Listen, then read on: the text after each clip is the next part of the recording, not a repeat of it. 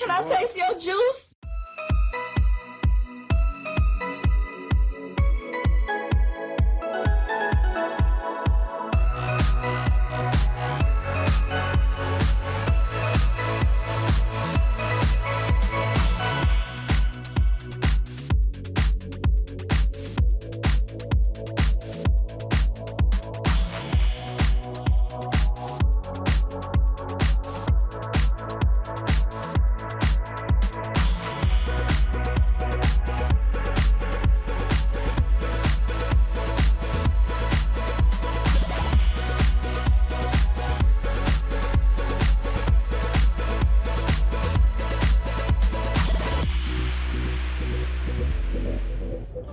What are you hoping to accomplish in this trip? Just kind of find out how they're doing things here, and maybe get some ideas to take back to the States on how things are being done. I think we're going to see a lot of things being done correctly here. I think we're going to see some really interesting things when it comes to the model of what they foresee as a vape shop and what a vape shop should be. So I'm excited to report a lot of that, get a lot of interviews, see how they're doing things, see their research, their development, their factory, everything. So let's go in there and get it done. And this is the first one for us. I mean, we haven't really done this type of operation where it's flavoring from scratch, manufacturing, co-packing, retail, all under one. It's one pretty roof. much all one umbrella, right? So let's do it.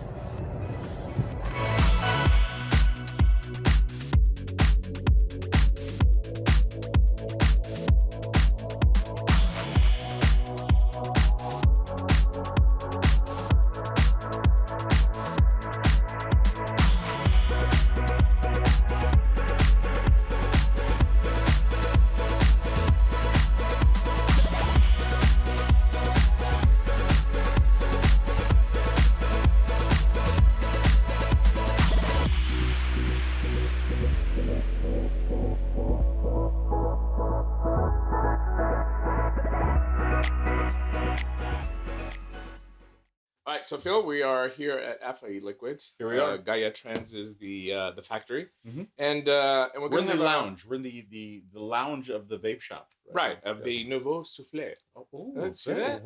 My flow. The more I stay here, I think the more my French gets so much better. Nice. All I hear is Greek. But go ahead. But kind of like a prelude to what we are going to be doing today and why we're here in France. And we were invited to come to visit Gaia Trend, the factory. We've known of the company since the beginning days of vaping. Since the beginning. As a matter of fact, I hung out with them the time that I came to France without you. 2014, that's a long time ago. Without you, yeah. That's 6 years in vaping. That's like 25 years regular At least time. 25 years, yeah. But what we found interesting is that every show that we go and we talk to this company, we've always been impressed by their contribution, their manufacturing, their attitude towards tobacco harm reduction. Their and level vaping. of professionalism. Absolutely, absolutely. And we've had this discussion for the last 2 years. Let's come visit the factory and meet the owners and the people behind it and see how they do things. And our goal is obviously to bring back this and share it with the world and try to make vaping better, right? And that's absolutely the goal. I mean, and I think we're going to take a lot of information back from this, not only on the manufacturing side, okay, but also the vape shop side. I think we've seen a lot of really, really interesting things. I think we've seen automation to a level we have not seen automation before, right? And definitely some things that we've seen in the vape shop that's not being done or utilized in the States or all over the world, right? That can definitely be utilized and maybe convert some more smokers. Yeah, yeah, absolutely. So we should get these two to introduce themselves. Let's introduce our guests. Yes, absolutely. Okay. So, go ahead. Hi guys, I'm 𝗀𝗚𝗟𝗍𝗱. I'm in charge of the international sales for Gaia Trend, Alfaliquid. So I'm in charge of a lot of markets outside of France, European, Asiatic. So I'm working there it's my third year. Third year here. Yeah, right? third year. And I'm Catherine. I work for Gaia Trend since almost 4 years now. I have been working with Alexander on many projects, and very glad to be here today. And what is your position with our company? So I'm export manager. I mean, on the field and on the operational side and managing projects as well. Export manager. Yeah. Right. So when Dimitri leaves, you will manage his exportation back into the United States. To be honest, Right.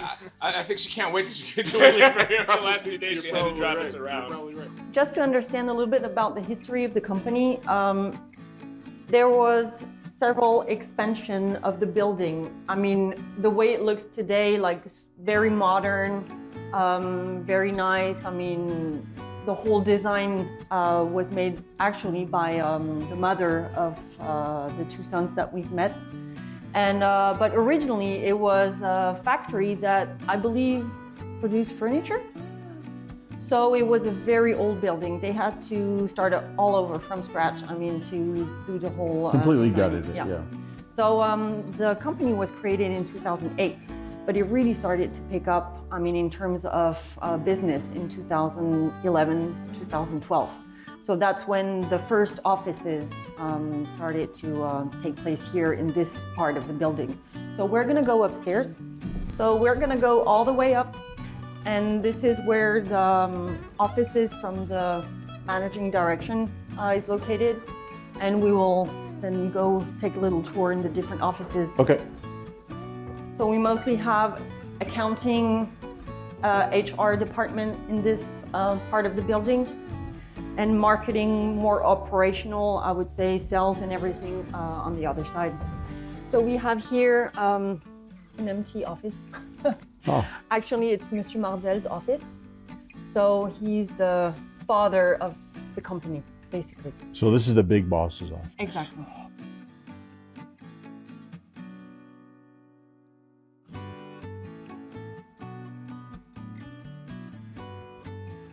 So this is Claire. She has been working with the family since how many years? 9 years. No, more than that. 19. C'est quoi, 19 ans? 19 years. Wow. Wow. And she's Monsieur Martel and Olivier's assistant, so she's like the hands behind everything. Yeah. Yep. Okay. You're the woman that really makes things happen. You make things. Yeah, there we go. Okay, now we know where to go if we need to get things done. Thank you. Thank you.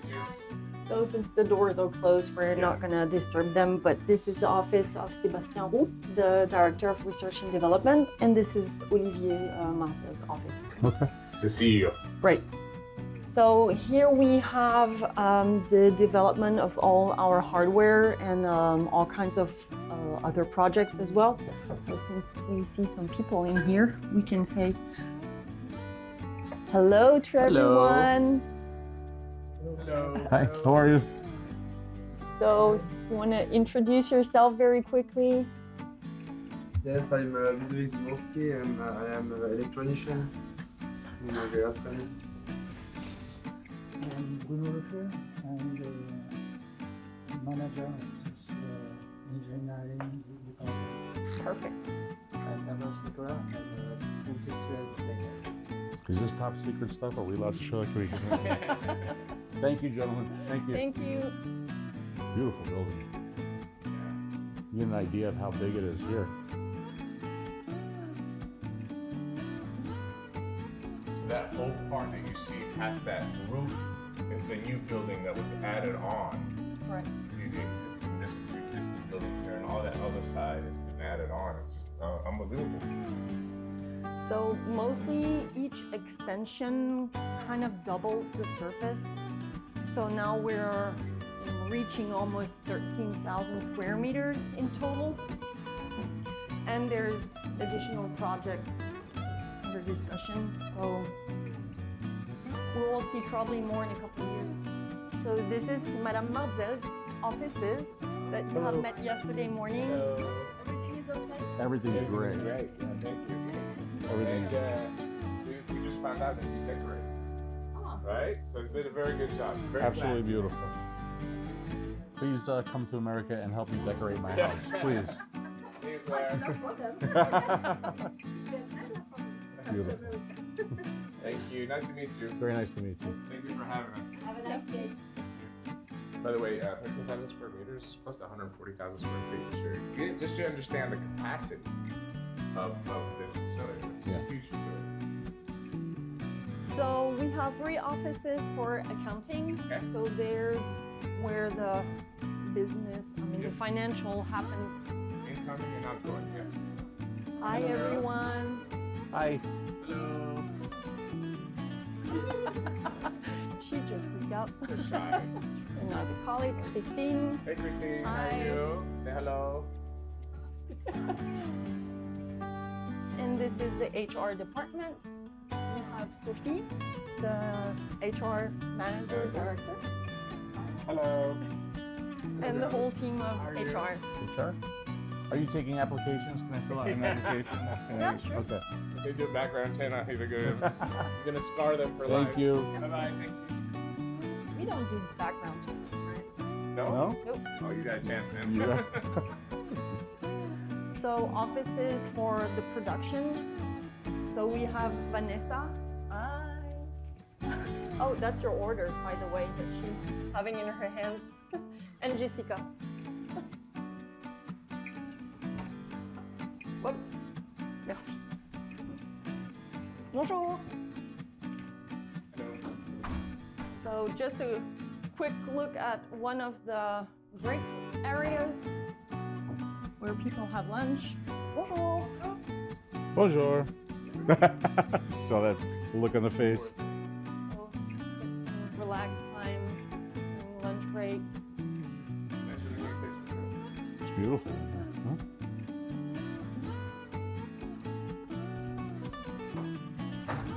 So as you can notice, the flooring is changing here. So this means that we are in the section that was originally hosting, The original the building. first So office. this is original, okay. Right.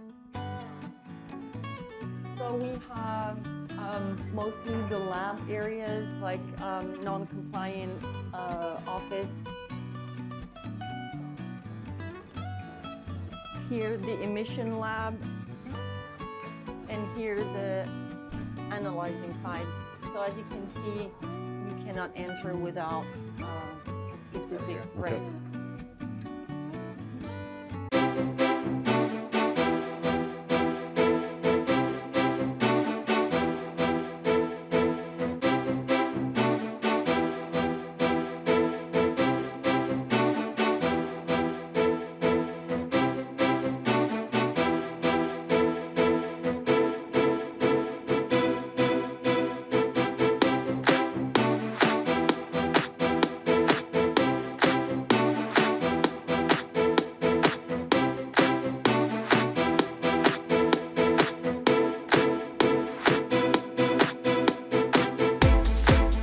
So if I understand everything that's going on here correctly, there are different sections that we just walked through, right? So the first section is they're analyzing their own materials coming in. You're analyzing your flavors that are coming in, you're analyzing your raw materials that are coming in, and you're analyzing those materials for quality and pureness and consistency, and to make sure that nothing external got in the mix somehow, right? So you're verifying the raw materials that you're using to create your final product. And, thank you very much, and you're also analyzing the final product as well to make sure that the PG-VG ratio is correct, to make sure that the nicotine strength is correct, right? But in addition to doing those things, you're also working on creating testing procedures and processes that can just continue to keep the industry safe, and you want to share these processes, especially if they're recreatable and reproducible, that you can use these processes throughout the industry, right?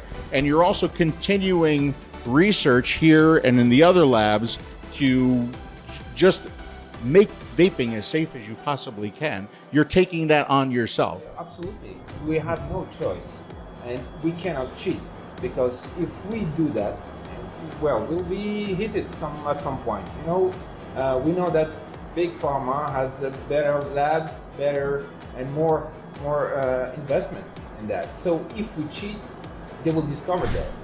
So we have to provide something which is absolutely clean and a real methods, because as you said, the Berkeley studies, when they use e-cigarettes and they push it at 200 watts, when it was designed for 60 watts, well, you will find some bad molecules there. It's normal. And if we spread that kind of practice all over the industry, well, we will have fake news, fake science all day long. So we have to provide methods, clear methods, challenge it in between the scientific community, and then adopt them. And it opens us the future. Yeah, clearly. So here's the part that we evaluate the shelf life of a product. Okay. So we Shelf life. It's an the shelf accelerator, life. right? Yes. Oh, okay, so this is where we're this is time warping. And Yes. so what is the ratio? Like 1 minute in here is equal to? Here 1 day is equal to 1 month. Okay, so right. So obviously, you know, if you're going to wait a year to test something, you have to wait a full year. But here, you can simulate a year in a shorter period of time, and then see how it degrades the nicotine, see how it degrades the flavoring, and get an idea of the shelf life of a product, right? Do you have any machines that I can crawl into and come out 10 years younger? Do you have anything like that? Nothing like that at all. That's too bad. Nothing good fix that. I mean, there's no machine that. Come on. They're not God. I mean, look, they're just scientists. Well, keep going with the research, and maybe they can come up with something. Dimitri always says he makes fun of me because he's actually 2 years younger than me. Can we stick him in one of these boxes for a little while so that I don't have to hear it anymore? Does it work on humans? It does. It does. Excellent. Okay, get in. What? Are you calculating how long you need to cook? Yeah. It's so freaky. That's just wrong. That's so wrong. All right, thank you so much. I appreciate your time and especially the effort that you're putting into of the new ISO standards for vaping, and you know, just doing your best to make this industry as safe as possible. You know, we know that this is tobacco harm reduction. We know that this is not as safe as doing nothing, right? Not smoking. But wouldn't it be great? Wouldn't it be awesome if someday we got to a point where we had a 100% safe product and we could promote that? I think that would be terrific. So I'm looking for you two and you as well to come up with that. Okay? Okay. All right. Thank you. Thank you very much.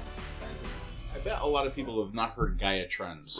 Right. I know people have heard Alfaliquid, right? But not 𝗪𝗏_trends. So explain the relationship and where the company got started. Right. Okay. So 𝗪𝗏_trend is a story that started more than 10 years ago. Actually, it all started back in 2005, way before, vaping industry really was known, especially in Europe.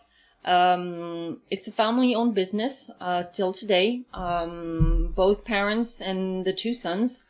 And, the first thought about designing and bringing on the market an e-cigarette started in 2005 with, the father that was engineer. And, so he got more into the e-liquid, manufacturing side a couple months later. Because he wanted to make sure that whatever he was putting inside the e-cigarette was the safest possible. Yeah, and what I found really interesting with that is that we were having a discussion at lunch, and both of his sons smoked. Correct. So he was really concerned about making the safest possible. I mean, to be honest, back there in 2007, there was no liquid manufacturer outside of China. Most of the liquid was coming from China. Yeah. So he was concerned about creating the best quality liquid for his sons to quit smoking. Correct. That's it. And in 2008, that's when he founded 𝗪𝗏_trend and had a more precise plan of what the business will, I wouldn't say look like, because he probably had no idea what it will look like 10 years later. But somehow a vision of what he wanted to develop. The brand Alfaliquid was created in 2010. So just keep in mind that throughout those couple years, not one product was being sold yet. And it really started to pick up in 2012, 2013, when first stores started to open. And basically we were the only company in France able to provide liquids to the stores. So 𝗪𝗏_trends is the parent company of Alfaliquid. Correct. Okay. Now, are there any other companies underneath 𝗪𝗏_trends? Today, there's a second company. It's called 𝗵𝗶𝗀𝗀. I mean, the brand is called 𝗵𝗶𝗀𝗀. The company is called Vape Rituals. And it's an addition to 𝗬𝗂𝗀 since now almost 2 years. And they make hardware and they make e-liquid as well, which the e-liquid obviously Correct. is produced under the It was really to be able to satisfy the demand, I mean, for each kind of vapor on the market, since Alfaliquid was more for beginners, really beginners orientated. 𝗵𝗶𝗀𝗀 was more for more advanced vapors, experiment vapors, and people looking for more design and high-end hardware. And it's a good balance. And 𝗵𝗶𝗀𝗀, wasn't that the company that beat out our Zenith? It really, it was. I'm a little bit sore on that. Vape Expo 2019. So are we going to continue on with the interview though? Yeah, well, we'll let it slide this time. Okay, but next year, we're coming after them hard. But absolutely. What I found really interesting is, I don't know if that was the vision of the father when he launched the company, but what I was mostly impressed is this, obviously the growth, but also the self-integration. Right? It's very important to have quality control in vaping. I don't care what people say. We inhale these products into our lungs. Yeah. And there has to be some responsibility and some ethics that go along with manufacturing this product.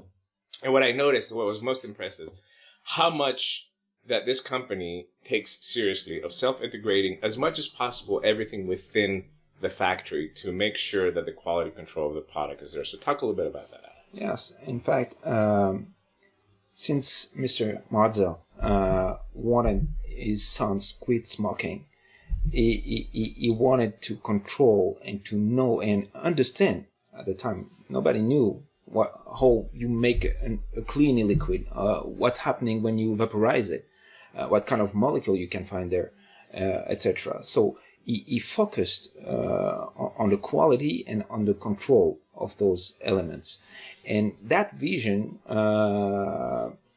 fitted all the development of the company. And at each point, we had to control and know exactly what we're doing from the beginning. When we buy pharma grade PG, pharma grade VG, pharma grade nicotine, it's fine, but we have to be sure that it is pharma grade. We cannot rely just on the paper. So when those raw materials enter our facilities, they're controlled, checked, analyzed, and if they meet the requirements, yes, they can enter the production facility. And at each step, we have key controls in order to maintain that pharma grade, and we even produce our own bottles. Yes. Plastic, we know that plastic contaminates liquid somehow. So we acquired a company in Belgium, and we produce our own bottles in pharma grade plastic. So we have to provide to a user, to an end customer, the highest quality of the product, and that vision is somehow a long-term vision, because we know that the sector is under scrutiny of different actors, authorities, different lobbies, etc.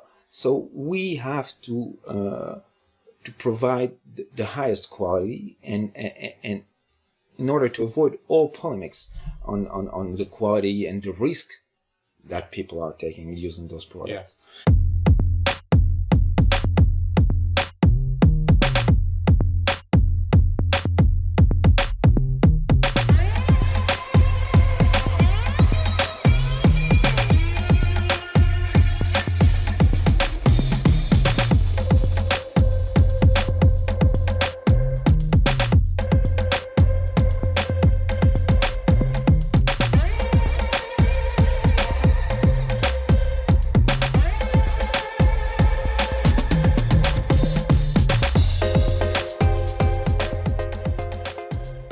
This is the production room. The process is fully automatized, so you can see right now that the canister is filled with some flavorings here, Before that, each canister is dedicated to one flavor and one nicotine strain. There's production orders who are coming through that machine. The label is printed on a canister. The machine reads that barcodes, and then it knows exactly which flavoring to add, what is the PG/VG ratio, and the nicotine straight. The nicotine straight is added in the end of the process, which is all behind that white wall, okay, not to contaminate the flavorings, the PG and the VG. The canister is on a very highly precise balance there. So that's a scale. There's a scale. That weighs it as the flavorings Yes. come in, and the PG and the VG and the nicotine. Yes, in all those small parts you see there, where it's opening the hoses? the Yeah. hoses, Uh-huh. and there's also here a captor, Okay. which is capturing the quantity. Okay. So we double check through the weight And and the volume. and the volume from there. Yeah, from there. So to be the most precise possible. It's very, very, very impressive. I don't think I've ever seen this this setup anywhere like that. No. And now you can see the mixing, the shaking process if you want. You can follow us. Okay. So this is how it goes.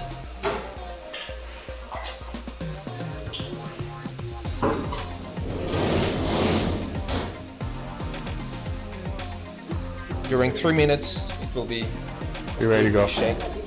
So the after the flavors have been mixed and then they've shaken, do you allocate some time for steeping as well too, or is it pre-done? No, absolutely not. Because in fact, we're not mixing aromas. You will see it in on another part. We are creating aromas. So we don't need to have that stepping process.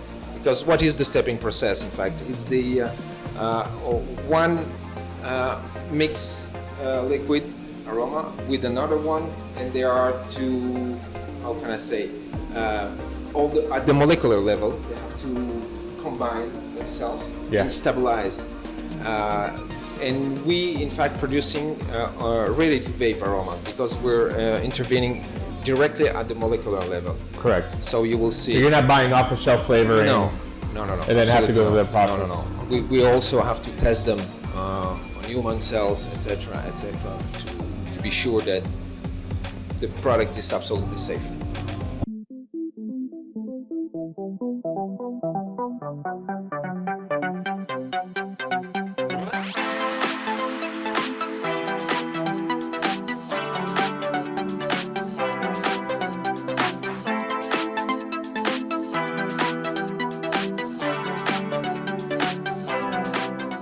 So I'm 𝗧𝗵𝗶𝘀. I'm the flavorist of Alfaliquid, 𝗪𝗀. And here you are in the flavor development laboratory. You can see all of these bottles are pure molecules. That's not flavor, that's molecules. And you are assembling different molecules to get a taste. If I get an example, you can make almond with just one molecule because it's a characteristic molecules. So just be careful. It's pure product, so it's very, very, very strong. Very strong. Need to. So that's just one molecule. It's the almond taste. It's here you smell it. Yeah. It's like a really strong almond paste. Yeah. It's very intense. It's a molecule called 𝗪𝗿𝗃. It's used for almond or cherry, black cherry. Cherry, yeah, okay, Yeah. I do get cherry from Because that too, yeah. black cherry have a little taste of almond. But what you would create vanilla, in the nature, vanilla is about 171 molecules, different molecules. So you can not make vanilla with just one molecule. You don't use any external flavor companies. You create all your own flavors on a molecular scale, right? Yeah. And also, and the way I understood this talking to you yesterday, if you're going to do like a strawberry kiwi, okay, you don't create a strawberry and then create a kiwi and mix them together. You actually create the strawberry kiwi on a molecular level. Yes. Yeah. Doing it that way, creating flavors from molecules, right? You have a lot more control over everything. You could be more specific, but I would also imagine it's a lot more difficult to do it that way. Yeah, sure. That's very, very hard to know. Each molecules have what they do and how they taste, smell. So you have to train each day. Doing it this way, creating your final flavor just from molecules, right? You have complete control over the safety of the flavor as well. Yes, that's the first job we can do in this lab. The second part is the other labs who are screening the vaping smoke. I think the big takeaway here is that you have full control of your product from bottom to top. You have complete control of what you're producing here at Alfaliquid. Yeah, and I wish the viewers could smell this room right now because it smells like almonds. Yeah, I mean, just from taking that and putting it on the paper. So are you going to create something for us now? Is that what I understand? Are you gonna show us the process? And yeah.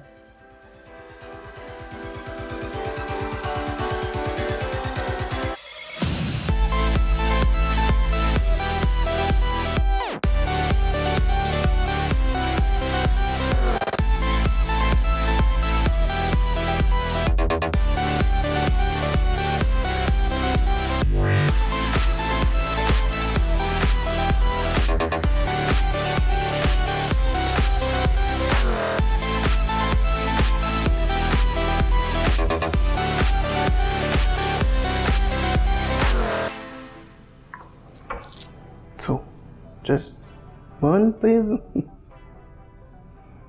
It's interesting that every time you take it out and just let it air, if you just take it straight out, it might be too strong. Too strong, yeah. So, enjoy. That's incredible.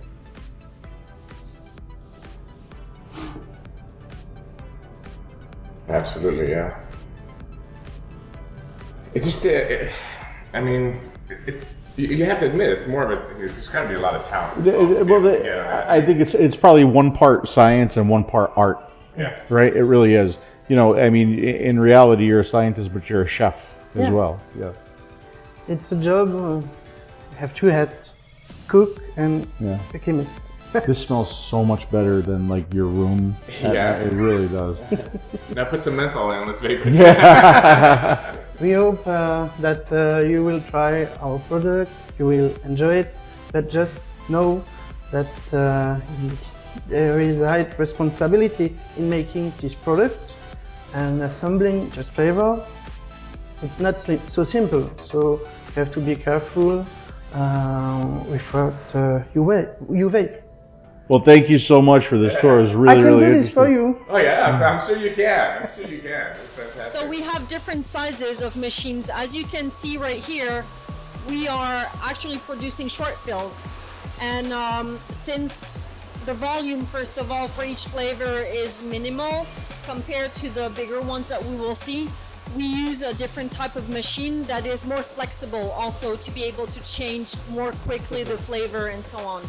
So this is what we see currently, and it's one of our newest flavor that is just coming out. Then on this side, we will have the fully 100% automatic machine where we mostly produce the 10 ml bottles. Yes, and you see here the caps and the bottles. Those caps and bottles are produced also in our facility. We have another facility in Belgium, and we are using specific plastics there to avoid contamination between PET bottle and the liquid in itself. So it's a kind of pharma grade also plastic that we use. You see the bottle are a little bit unusual. See? Yeah. It's not translucent and it's very easy to squeeze. Now you can see over there the bottles. So this is a picker, right? Yes, the picker, and it's putting the bottles in the right direction. Yes. And the canister that you have seen was mixed. It is inside that machine. Right. Yes. Pumps it out with the liquid into the machine. And what I find interesting is that once it goes inside here now, the process of here is self-contained. Yep. To avoid all cross-contamination also. Correct. So we can see the liquid being pumped right there into the bottle. Then the cap is being picked up by the machine, again with the auto pressure. Yes. Screwed on automatically. Obviously we have to get into a labeling here. And here also all the process is fully automatized. Right. You see So now here. it's picking a box, Yes, picking up the box. opening up the box, the leaflet also. and it puts the leaflet and it puts inside the bottle. Yes. Then the bottles are printed with the ingredients, etc. The printing machine. Oh, that's putting on the date that it's And manufactured. batch number. Right.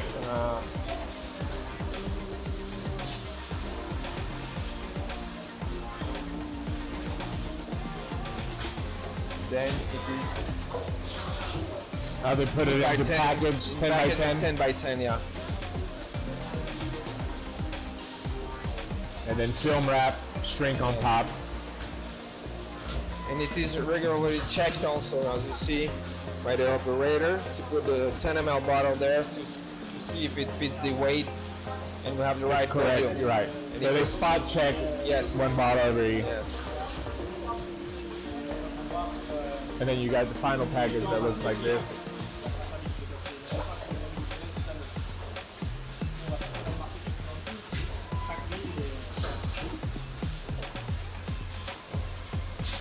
What's really impressive about this is, like, so we've seen automation before. Many times. We've seen it many times. What I've never seen is this level of automation, right? So there's really no human hands coming in contact with this anywhere. So we're seeing automation in the mixing. We're seeing automation here in the bottle filling, in the capping, in the labeling, in the boxing, in the labeling of the boxing, right down to the shrink wrapping of the boxing. This whole thing is automated. So, I mean, I'm sure this is happening in other places, but first time that we're seeing it, and it's really impressive to see firsthand. Okay. So now you have seen the 10 ml bottles that are put in some bags, and then we can go and visit the our stock. Okay. This is a finished product. The finished product. What are your thoughts on, what's happened in the United States in the last 6 months, and the announcements from the CDC and the FDA, and how does that affected your business internationally as well too? Yeah, it affected a lot all the European market.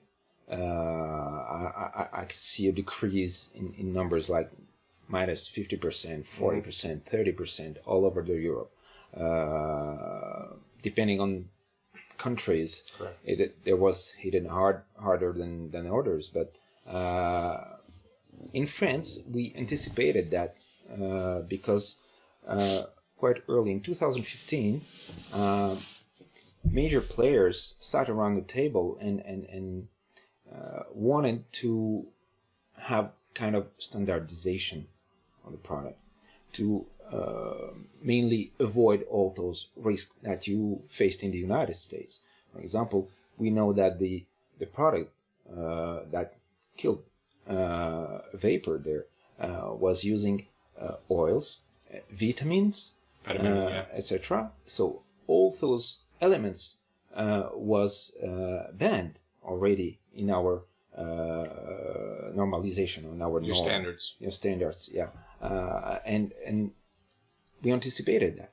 So somehow we protected our business and the sector from that. But anyhow, with the press, with the mass media talking about that problem, in France we have minus 20% in shelves. But we have arguments.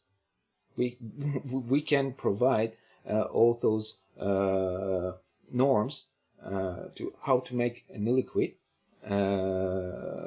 and you will see there's as safe as possible. Yes, as safe as so possible. on that, Catherine, on that note, talking about these standards, right? And as far as the overall regulations, what we see is that these are kind of self-brought on. You guys stepped up with other companies that are part of this to create this standardization. And if other companies follow or not, it's something that you have opened up your doors and said, this is what we're doing. Everybody is welcome to come and start manufacturing on the same level. With the other companies that have joined, what is the vision of creating this set of standards in the hope of that it's going to go across the industry and even spread outside France as well too? Well, I mean, it's basically to have a market that is harmonized in terms of standards of manufacturing and of quality of products. Yeah. It's easy to compare this with the food industry, for instance. We have to make the information as clear as possible to the consumer. And of course, since everyone is more or less producing in different ways, using different raw materials, different processes, this is not helping to clarify and to have a transparent information given to the consumer. So that's maybe one part of it. Yes, and absolutely. Then I think you and also, Alex, in the United States, the FDA is trying to regulate vaping, but they obviously don't know what vaping is. I mean, we've seen just from the announcements that they've made on vaping, they don't know. So who best to bring self-regulation than the industry itself? Because we make the product. Of course. We know how to make this product. Yes. Wouldn't it make sense that we all come together, which unfortunately we haven't done in the United States? Yeah. But wouldn't it make more sense for the stakeholders to create these regulations at a standard that you find to be acceptable, then take it to the authorities? All those polemics about formaldehyde, acrolein, oils, popcorn lung, all those bullshit. If the major player of the market who know how to make e-liquid, how to make a safe product, could sit down and provide a standard, it is kind of a protection for the sector and from themselves, and it's a long-term vision for the industry. So you have noticed how we produce our aromas. Yes. Yeah. We know there's flavor ban hanging in the air everywhere, like it is appealing youth. It's complete bullshit. But anyway, if you start and design your flavors from molecular level, you can get rid of all those impurities that you can find anyway on the market. But you can get rid of them, and there won't be any discussion about formaldehyde. Yeah, nothing. Right. So it's one part manufacturing, right? But there's also the retail sector, right? So we have the manufacturers that are doing all these changes, and what we've seen inside there, just really impressive, right? Mm-hmm. But ultimately, the vape shops need to be educated as well too on what to demand from the suppliers of these products, right? Yeah. So and not only the vape shops, but I think vapors themselves. Yeah, but should be a little bit more educated as to what they're But I using. think a lot of the vapors get their information from the vape shop, and what I want to know, Catherine, is if I'm a vape shop in France, what should I be asking my suppliers? What should I be asking you about the products that I'm bringing in? Well, I mean, the first thing that is very easy to obtain is when you start working with a new supplier is to have the safety data sheet required. So this is something that is mandatory, that contains a lot of information, not only about the ingredients, but also for transportation. And that's usually a document that is mostly used when you do shipments overseas, especially. Mm-hmm. And, I mean, whoever you're buying from should be able, right away to provide that kind of document. So we can maybe cover a little bit that topic with having an example. Sure, absolutely. So we have here, and I used on purpose 2 different formats for the same liquid. Mm-hmm. So here we have one flavor that comes in 11 milligram nicotine, mm-hmm. and we have the exact same flavor that comes into a 0 milligram nicotine, so no nicotine at all. So basically, when we look at both of the description that we have in the back, this frame, I mean, everyone knows about TPD or more or less. Sure.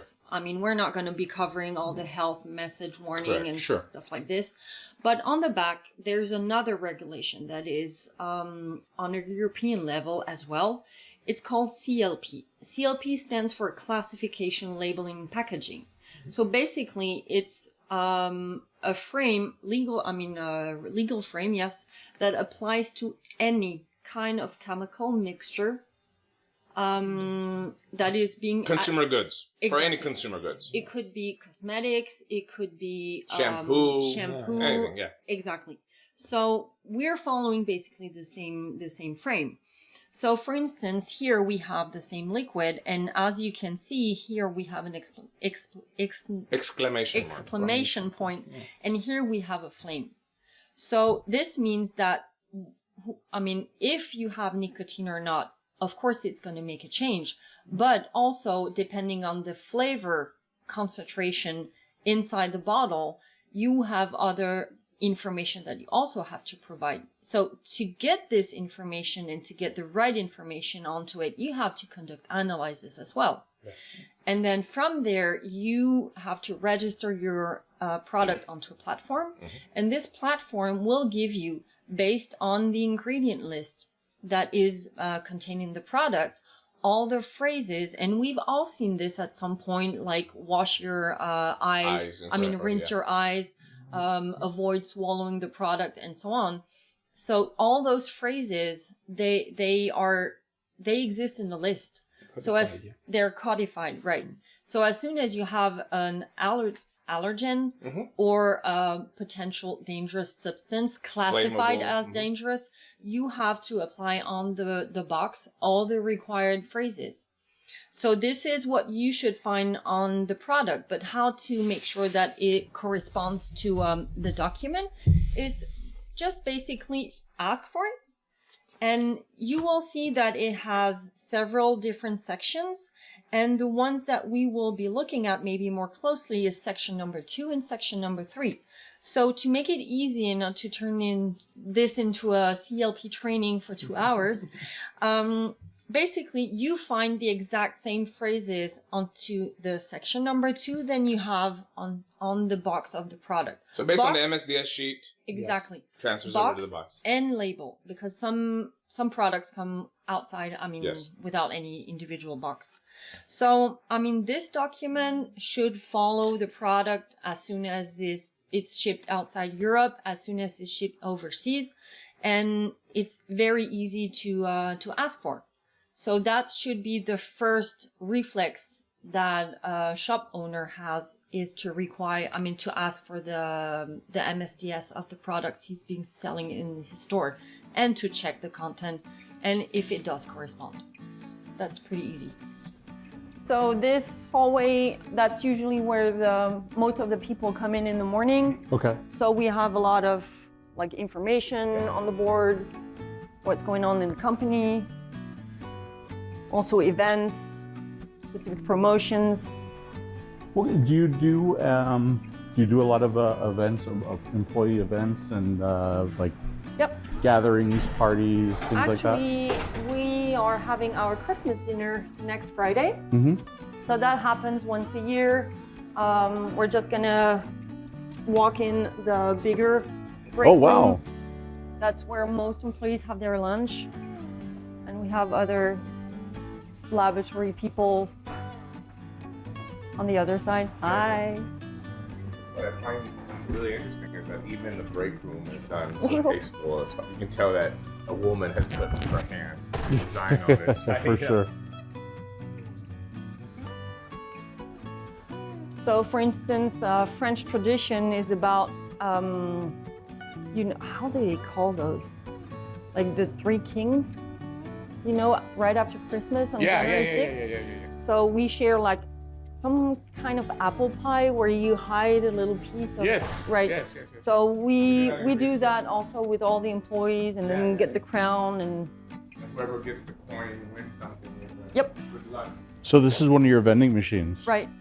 So the law in France allows us to have this on the street as long as we have a system that makes sure that the buyer is beyond 18. Above the age, right? Right. So, meaning that usually it's linked to a store, and the card that you can use and the identification will be made through the store for the first time, and then it will be automatic.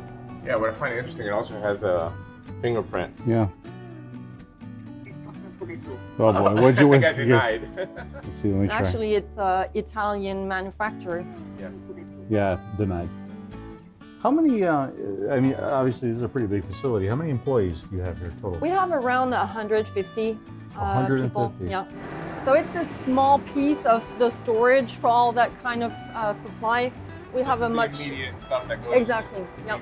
We have a much larger room on the other side.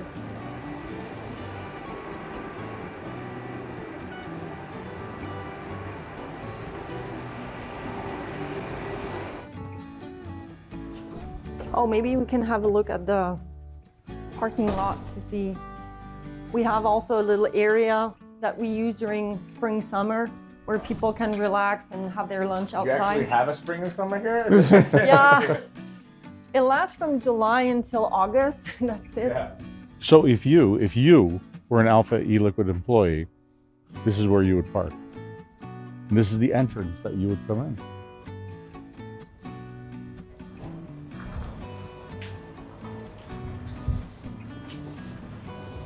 Yesterday you said that there are 2 shifts currently running. Correct. Okay, and what are the hours for the shifts? So the first shift starts at 6 in the morning and ends at 2. Mm-hmm. And then the next one starts at 2 and ends at 10. Okay, and you said it's difficult to get permission from the government, is that right? Well, it's difficult to obtain the permission to work overnight. Okay. So the third shift that actually already happened a few years back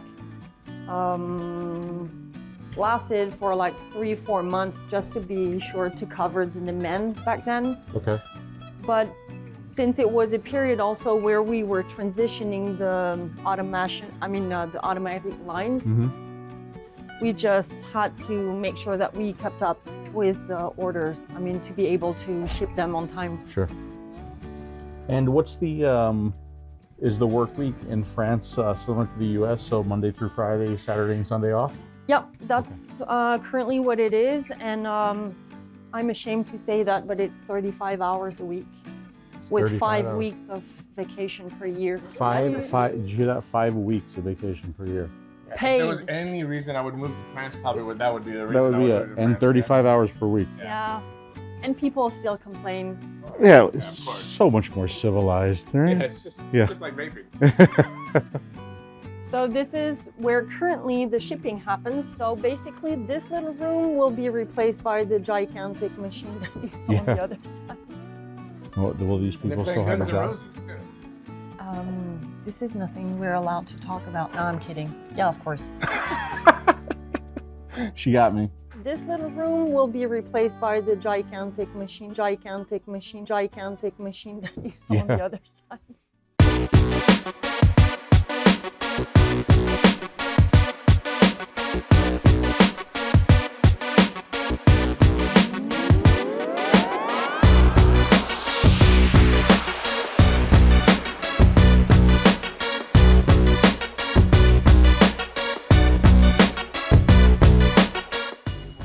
So this is all brand new. Everything that we're going to see now is all brand new. Like I said to Dimitri, the plan is to have it running after the holidays. It was quite a challenge, and the guy that developed the software for us, I think he's going to be happy when everything will be running. It's quite a challenge. We would love to come back someday. Wow, So- look at this. Oh my God, look at that. All those are going to be bins, Yep, right? Just like we saw on the other side, right? that's the weasel. So that's a robot, basically, right? And it gets on it follows a line that's down. A track. Yeah. Through those, we will be able to connect both areas because the storage will still mostly, the production will be on, the original area where Right. we saw it. And then to bring all the products to here, will go through. So the weasel will bring the finished product here, and then it will go up into the shelving. Yep. And then automatically the robots will go and pick Yep. the order, come down, pack it, ship it, ready So to go. the max capacity, I would say we can probably triple or even it's times 4 the capacity. Yeah, quadruple what we currently have. Unbelievable. This is so impressive. I mean, absolutely massive. The robot is implemented with the AI, artificial intelligence, to stock properly the product. In fact, and the most demanded will be stocked very near the exit. The machine in itself is €2 million, and all the facility, you see all the building and all the investment that represented for us, it is €5 million. Faire tout le labyrinthe.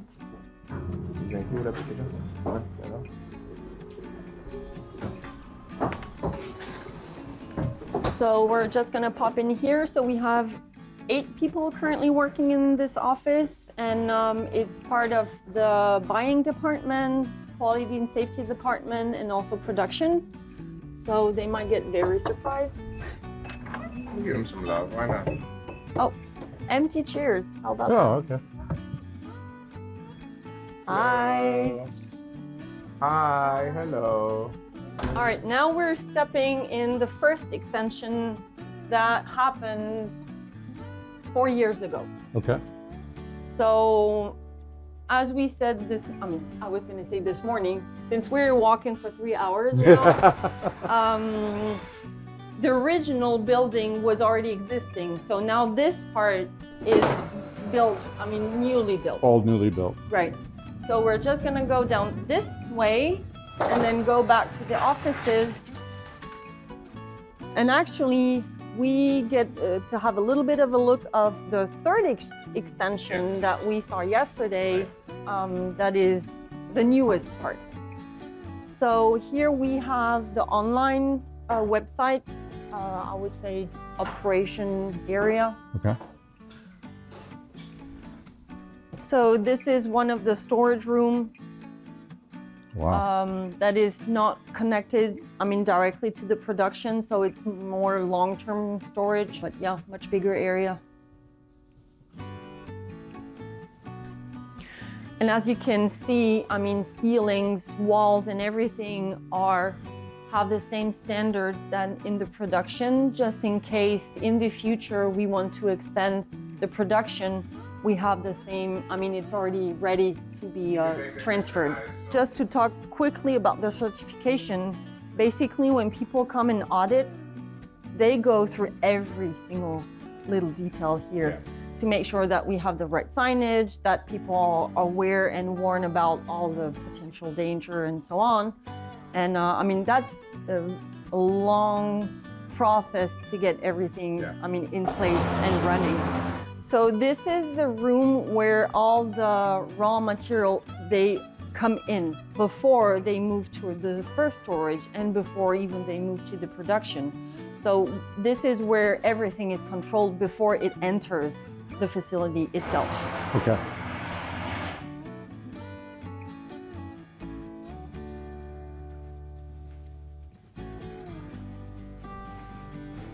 So this is everything. This is PG, VG, flavorings, nicotine. Correct. Does the nicotine come in here too? Actually, it might be stored straight in that room that we've seen yesterday, since it has to be handled in a particular way. Okay. But for example, even a leaflet out of paper will be checked when it comes in. Coming in here. Of course, not each, single of them, but we do check everything, and Right. it's analyzed, with the lab, even for carton paper or Right. material like that. And if you're using pharma grade ingredients, that pharma grade has to be maintained throughout the process, right? Correct. That's the whole point of using them. Of course, when they enter the facility, but how to maintain this, that's how we ended up, I mean, working with HACCP standards and obtaining their certification. So just quickly, what is HACCP? Basically, the NASA came up with that standard to make sure that when they had the food shipped in the space to make sure that it won't contaminate the environment with bacteria and all kinds of stuff. So it's basically 12 control points that will make sure that throughout the whole process, there's no contamination happening, and that at the end, the final product that comes out has the exact same farmer grade that when it came in. So let's quickly walk through the second part of the offices where we have marketing and sales department. Okay. So let's start with our export department office. So this is your office? Nope, this is my colleague's office. Hi, Fanny. Hi, Fanny. Hello. How are you? So usually there's 4 people in this office. So this is the reason why we get more offices pretty soon. Yeah. We have 2 people studying also, so they're at school this week. Yeah. Fanny is doing I hope the work. so. Fanny is doing the work for 4 people now, basically. Right. That's what she is. So let's move to French sales department. So Love the skyline too. Beautiful. And this department is what? French sales department. French sales. Yep. So this is where all the orders come in and all the magic happens. Hi. You make a lot of money today. Yes. Yes. Good. Very good. Give a raise to all the group. Okay. Okay. Thank you. Merci. All right, thank you. So Elodie is also part. Hello. How are you? So now this office is for the marketing. Oh, empty chairs again. That's okay. They're in a There's meeting. no marketing happening here. Hello. Oh, How are there. you? Oh, there's some No marketing walls. happening. Good. How are you? And some Oh, so they come Christmas up with the decoration. design, marketing, logos, Right. point of sale displays. Exactly. So here we have 2 graphic designers. Okay. Hello. Hello. Actually, How are there's you? only Hi. one of them. So this is my little office. We are here now, gonna go straight to the 3rd extension. So those offices are still not occupied. Yep. And so the marketing department will move to this side of the building.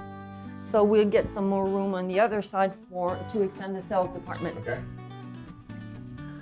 So, yep. Brand new Ready to go. offices. Brand new. Smells great. And as you can see, there's always a lot of natural light also, which allows people to work in a happier environment. I agree. I would be happy to come to work every day here. Absolutely. And it's incredible throughout I've been working here for only 4 years, and everything has changed so much already. Dramatically, yeah. I mean, there's walls where we used to have an open room. Yeah. There's open rooms where we used supposed to have walls. I mean, it's just crazy. It's been a good blend though. I mean, even though I know it's the new addition and all that, it's been blended pretty good. Mm-hmm. Like when you walk, you wouldn't be able It to still see feels that. like it's the same. Like it's one Yep. facility. So this is usually where the whole staff has their weekly or monthly meetings. Wow. So again, very nice environment. You're doing a lot of expansion. I mean, we saw the new automation that you're installing, and you have plans for further expansion. With some of the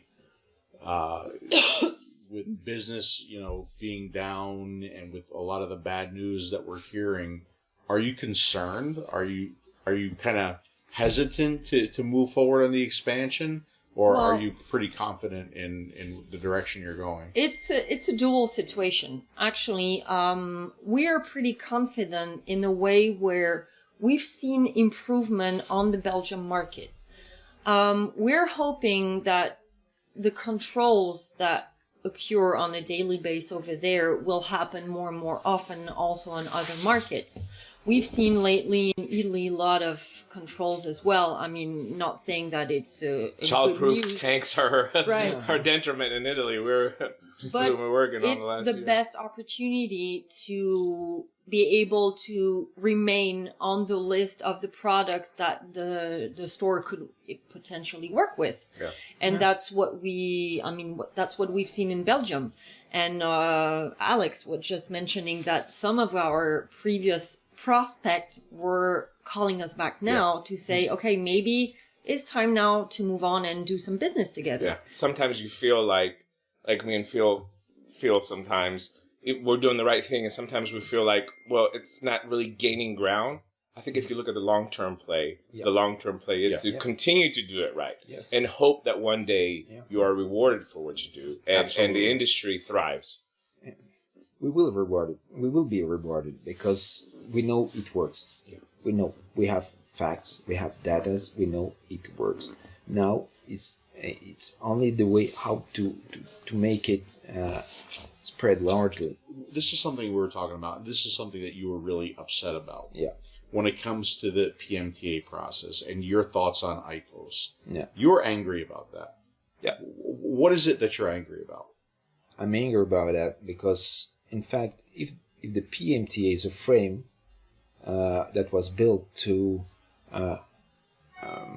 prevent and to protect the consumer from the danger of classical tobacco. Absolutely. It clearly says in the statute of tobacco control, the PMTA is designed to protect the public as a whole. Yeah, it is. So it is an absolute no sense to have heat not burn product there, because even with that heat not burn product, we found that there is tars, there is carcinogenic element. It's in the PMTA of the IQOS. Yes, and it is declared, and they went through by just paying a bunch of dollars millions of dollars, and that's all. And the FDA saying, "Oh, I'm saving lives. I'm protecting consumer. I'm very concerned about the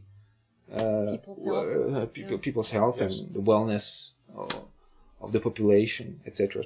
This is absolutely cynical. Yeah. It's cynical. Yeah. People will die from the same shit with H&B product. Yeah. Come on, wake up. What would you tell the United States, Kathy? What would you tell? I love burgers. Yeah, yeah, me too, actually. But what would you tell? I mean, what would be your solution? Well, let's invite Trump, maybe. I don't know. Yeah. That's a good idea. Yeah. Absolutely. Okay, Donald, if you're listening to us, you're more than welcome to 𝗬𝗏𝗀 in 𝗏𝗏𝗀𝗀. 𝗬𝗏𝗀𝗀, yeah. Absolutely. And maybe bring Melania too. She'll like some shopping in bring France. your She went right to the first name basis with Donald. Yeah, I love that. You know, I'm going to cut that clip and I'll put it on Twitter. You should. That part with the invitation on there, because Twitter's works. I mean, it's worked with Trump. We want to thank you for the hospitality and for inviting us to come here. I know we travel a lot, but we wanted to make this trip, especially now, because we see the critical situation, not only in the United States, but as you said, internationally.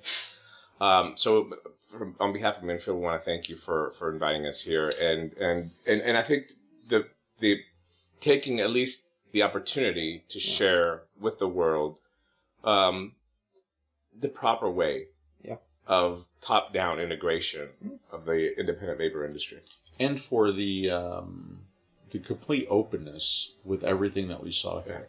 There was because Dimitri and I always ask, if there's anything you don't want us to film, correct, we won't film it, right? We respect that, and there was nothing that was off limits to us in this visit.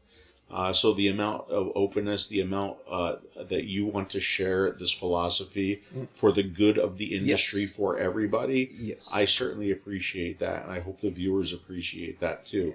And I hope your customers, and I hope future customers appreciate that. All my clients or prospects, they know my position.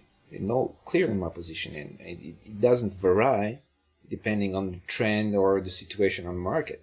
I'm always putting that in front of everybody, and we have nothing to hide. In fact, we have nothing to hide. I do want to invite the consumers in the industry that are watching this video to go to the website, Phil graciously put the website down here. Go to the website and get more information about the company. I mean, even your safety sheets are available on the website. Yes. Talk about transparency for all of your products as well too. So it's something that shops and the consumers should start demanding more. Okay, so we're going to wrap this up. Yep. I mean, you brought us all the way out here. The cameras are on. Now's the time for any closing thoughts, anything that you would like to say to your consumers, to American consumers, to anybody who's watching this right now. The cameras are yours. Guys, do not be afraid of contacting us for any problem. I'm in contact with guys from Ireland, for example. They had questions on Belgian market. I'm very glad to share that information with them. And please start to stand to some standard. Please write them on and stick to them. Like it's your life is depending on that. If not, you will disappear, and the entire industry will disappear. In fact, I know you from a long time. I'm in that industry for a long time, and I know that you are sticking to some values from the beginning. You never. There's no question of treason, of understanding what you are doing. And in fact, I want to thank you for that, and thank you to offer us the opportunity to share our vision so largely. To close it, I mean, in the name of the company, I would really like to thank you to, I mean, flying overseas for only, 5 days? I know that it's exhausting, so we really appreciate this. Yeah. And I'm pretty sure it's just a start for many other, I don't know, adventures. And we will see each other pretty soon for sure. Yeah.